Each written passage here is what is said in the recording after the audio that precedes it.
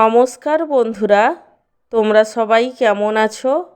আশা করি সবাই ভালো আছো। আমার চ্যানেলে তোমাদের সবাইকে স্বাগত জানাই। আজকে আমি আমার লাঞ্চ থালির ভিডিও তোমাদের সাথে শেয়ার করব। আজকে আমার লাঞ্চের থালিতে আছে সাদা ভাত, তার সঙ্গে আছে কয়েক টুকরো শসা, তার সাথে আছে আলু, উচ্ছে এবং বেগুন মাখা, এবং সব শেষে আছে এক বাটি চিকেন কষা।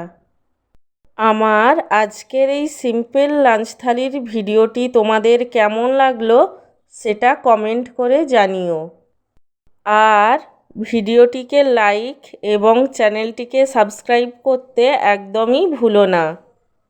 সব শেষে তোমাদের সবাইকে জানাই আমার তরফ থেকে অসংখ্য ধন্যবাদ ভিডিওটি দেখার জন্য।